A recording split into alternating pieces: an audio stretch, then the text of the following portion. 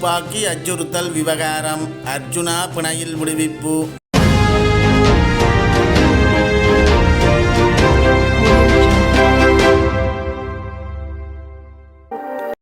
கடந்த வாரம் பாராளுமன்ற உறுப்பினர் அர்ஜுனா ராமநாதன் அவர்களுக்கும் பிரதேசவாசிகள் அல்லது காணி உரிமையாளருக்கும் இடையில் ஒரு தகராறு இடம்பெற்றது உங்கள் எல்லோருக்கும் தெரியும்.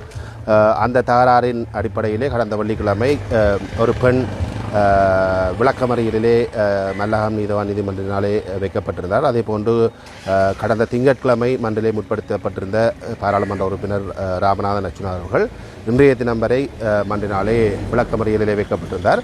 இன்று அந்த இரண்டு வழக்குகளும் எடுத்துக்கொள்ளப்பட்டிருந்தது. அந்த இரண்டு வழக்குகளிலும் நான் அந்த பெண் சார்பிலே நீதிமன்றத்திலே ஆஜராகியிருந்தேன். என்னோடு கனிஷ்ட சட்டத்தரணிகளும் ஆஜராகியிருந்தார்கள்.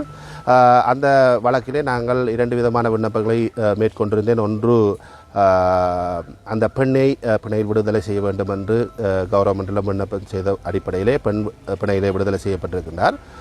அதேபோன்று ராமநாதன் அர்ஜுனா அவர்களையும் விளக்கமறியலில் தொடர்ந்து வைக்க வேண்டும் என்ற விடயத்தை நான் கவர்மெண்டினுடைய கவனத்துக்கு கொண்டு சென்றிருந்தேன்.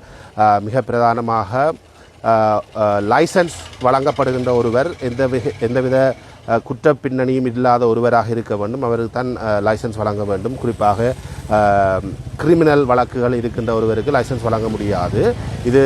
இந்த அடிப்படையிலே இந்த நபருக்கு எதிராக பல்வேறு குற்றவியல் வழக்குகள் நடைபெற்று வருகின்ற காரணத்தினாலே இவருக்கு லைசன்ஸ் வழங்கப்பட்டிருக்க முடியாது. இவர் கடந்த காலங்களிலே பல்வேறு இடங்களிலே தன்னிடம் துப்பாக்கி இருப்பதை வைத்து பல்வேறு மிரட்டல்களை பொதுமக்களுக்கு விடுத்து வருகின்றார் என்ற விடயத்தை கவர்மெண்டினுடைய கவனத்தில் நான் கொண்டு சென்றிருந்தேன். அதே போன்று எத்தகைய ஒரு பாராளுமன்ற உறுப்பினர் வேறு பாராளுமன்ற உறுப்பினர்கள் பலரிடம் இவ்வாறான துப்பாக்கிகள் இருக்கின்ற பொழுதும் சமூகத்தை அச்சுறுத்துகின்ற விதமாக துப்பாக்கிகளை நீட்டுகின்ற செயற்பாடு வேறு எந்த பாராளுமன்ற உறுப்பினர்களாலும் அல்லது லைசன்ஸ் வைத்திருக்கின்றவர்களாலும் செய்யப்படுவதில்லை. இவர் ஒரு புதுவிதமாக சமூகத்தை மிரட்டுகின்ற பாணியிலே இந்த லைசன்ஸை பயன்படுத்தி துப்பாக்கிகளை நீட்டுகின்ற வழக்கத்தை கொண்டிருக்கின்றார் என்ற விடயத்தையும் இது நிறுத்தப்பட வேண்டும் என்ற விடயத்தையும் நான் கவர்மெண்டினுடைய கவனத்துக்கு நான் சுட்டிக்காட்டியிருந்தேன். அதே போன்று இந்த ராமநாதன் அர்ஜுனா அவருடைய விளக்கமறியல் காலத்தை நான் நீடிக்க வேண்டும் என்றும் வேண்டுகோள் விடுத்த பொழுதிலும் போலீசார் இளவாலை போலீசார் தங்களுக்கு இந்த விளக்கமறியலை நீடிக்க வேண்டிய தேவை இல்லை, விசாரணைகள் முடிவடைந்திருப்பதாக நீதிமன்றத்தில் தெரிவித்ததை அடுத்து விளக்கமறியலிலிருந்து அவர் பிணையிலே விடுதலை செய்யப்பட்டிருக்கின்றார். இருந்த போதிலும் கடுமையான பிணை நிபந்தனைகளை விதிக்குமாறு நான் கவர்மெண்டிடம் சுட்டிக்காட்டியிருந்தேன். குறிப்பாக அந்த லைசன்ஸை இடைநிறுத்த வேண்டும், அந்த துவக்கை நீதிமன்றத்திலே பாரப்படுத்த வேண்டும் போன்ற விடயங்களை நான் நீதிமன்றத்திலே விடுத்திருந்தேன். அதன் அடிப்படையிலே அவருடைய துவக்கு சான்று பொருளாக நீதிமன்றத்திலே முற்படுத்தப்பட்டிருக்கிறது. மேலதிகாரிக்கு தாக்கல் செய்யுமாறு போலீசாரிடம் கோரப்பட்டிருக்கிறது. இவருடைய லைசன்ஸை இடைநிறுத்துவது தொடர்பாக மேலதிகாரிக்கை சமர்ப்பிக்குமாறும் போலீசாருக்கு அறிவுறுத்தப்பட்டிருக்கின்றது.